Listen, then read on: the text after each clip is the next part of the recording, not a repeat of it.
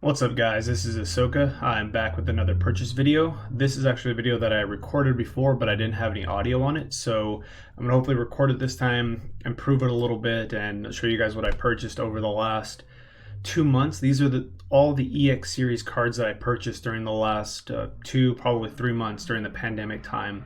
And so in total, I know it's somewhere around $4,000 or $5,000 worth of EX cards. I know specifically that I spent about $2,000 on complete or near complete sets. So I bought. Let's see. This is Deoxys. So these are just the commons that are left from there, and I spent 500 plus on a Deoxys set complete.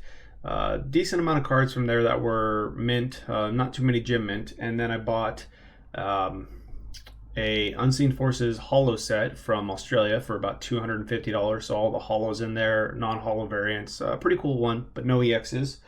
Then I also picked up a Team Rocket set, you can see there.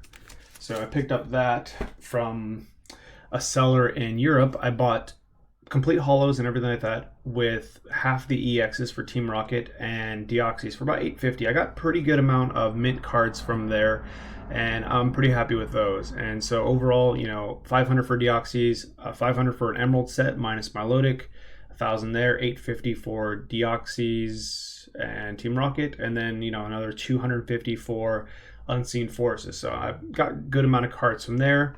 And one of the things I actually purchased recently was EX pre-release set. There was actually a pre-release set on eBay, a complete one with a lot of the rare ones. So you have Armaldo that we'll get into, Dark Houndoom, and Gyarados that are about $50 to $60 cards each. So I have quite a few pre-releases here, and there's 15 pre-releases, but there were 16 sets, so they didn't actually release any for Ruby and Sapphire.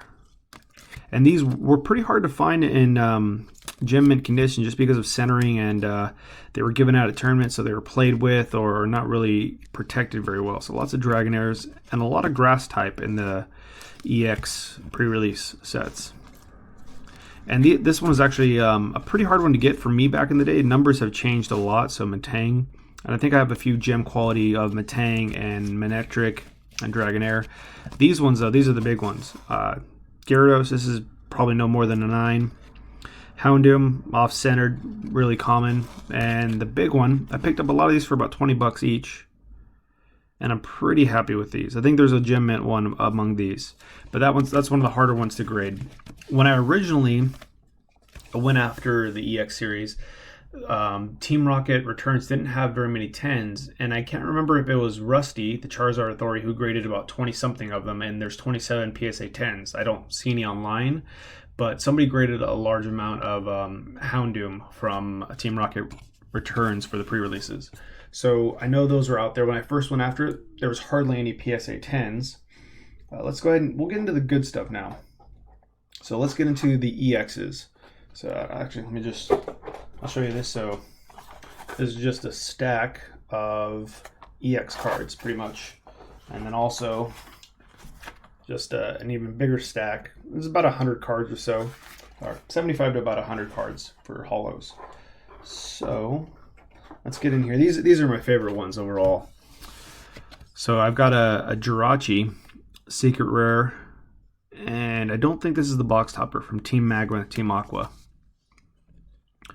Shiftry, really good condition overall, a lot of these cards. As you can see, just a very minor nick up there on the top, not even on the back, but on the edge. So that's a good sign. Some of these are purposefully near mint to just mint quality, not really any gem mint, so I'm not really anticipating that. So some Magmar. Didn't pick up very many Ruby and Sapphire, but I did pick up lots of Deoxys, Team Rocket, and others. So Hariyama, got a few copies of those. 3 Sharpedos. Let's see. I do have a document that I keep track of the pops and some of the sales, so I have an idea. I can't remember if Manectric is one of the lower pop ones, though.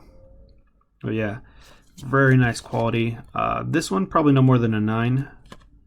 Let's see. So top there, top.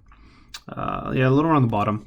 One of the things you'll know is that for the EX series, the biggest thing is the hollow. There's such a huge hollow pattern on it that it gets easily scratched.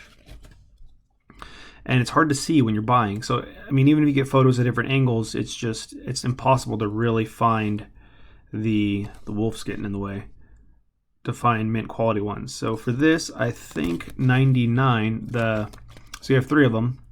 I think this is the speed or the attack form. No, this is defense. That's speed. No, that's speed and that's attack. But this one and this one are both about 16, 17 pop on the PSA 10, while the middle Deoxys is double that. So if you can see here, really nice quality on that. And this one's pretty much flawless. The only issue with this one, if you look on the back, is that there's a factory line running through the middle of this, and you can actually see some sort of weird hollow error here going across. So it kind of blends in a little bit, like there was a shift on the card. And so I don't know if that's still going to get a 10. It kind of blends into the card, and sometimes you can have that. So, oops, where did I stick it? It's usually not a question you want to ask. Where did you put it? All right.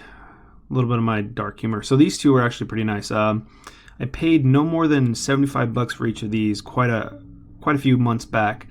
This was from SFT Gaming, and there was a discussion before about the quality of the cards, that they're not the best, or they range a lot. So I asked for pictures, and the person said that they have multiple copies, and the one that they sell is the one that's the most updated. So if they sell one, they update the photos with the one that's left. So these, I think these ones don't have any sort of scratches on them. So these are, going towards $1,000 right now, just on, PSA 10. Did manage to pick up some birds, although what am I doing? I'm lost over here. Yeah, so I picked up quite a few birds. And then let's get into Team Rocket Returns. One of the harder sets to grade just because of the quality overall.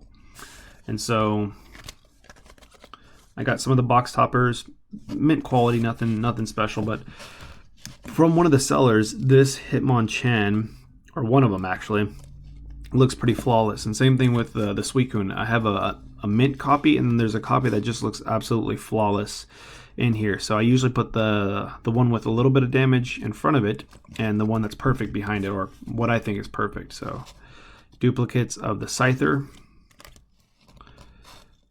Articuno, and just a single Moltres. Wasn't able to pick up any Zapdos or Entei. Those were kind of hard to come across, along with Rocket, or Mewtwo and Snorlax. Those were hard to find in mint condition. And so that set's a really good condition one. And so what I did was I stuck in the Emerald set, which had a little bit more issues.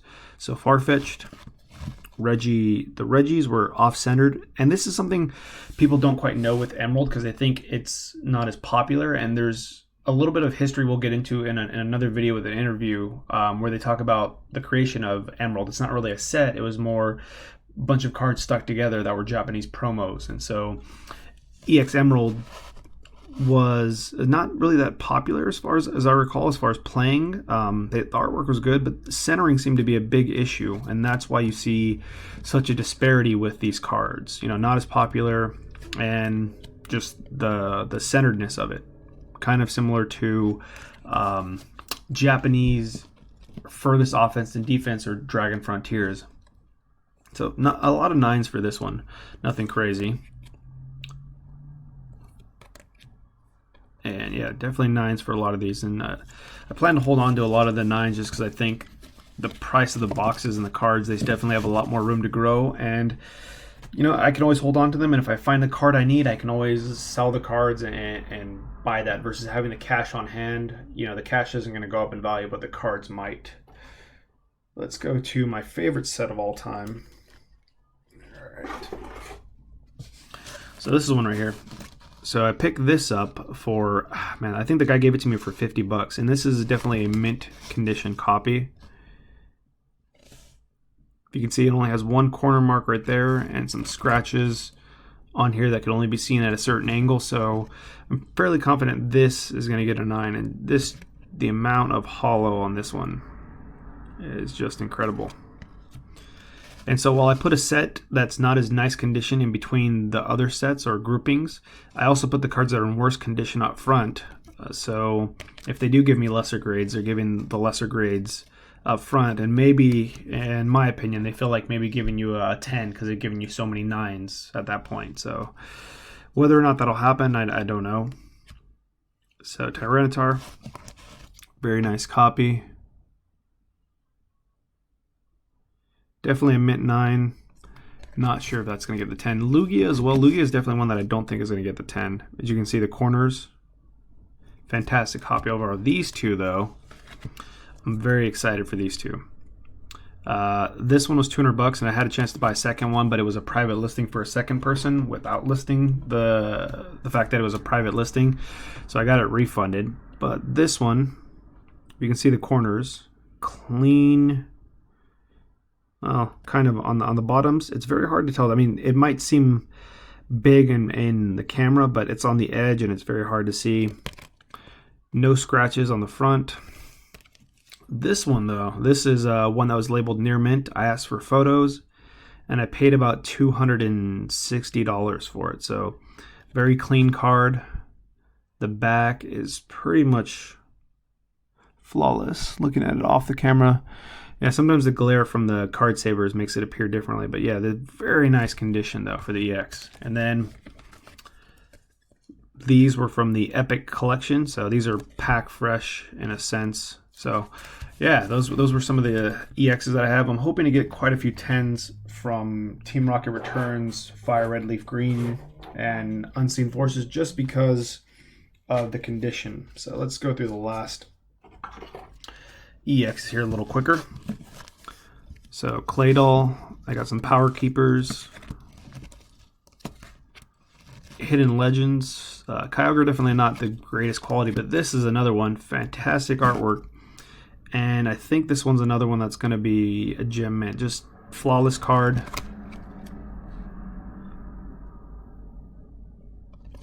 And I'm pretty happy about that. And let's skip ahead a little bit, some Jirachis, more Kyogres,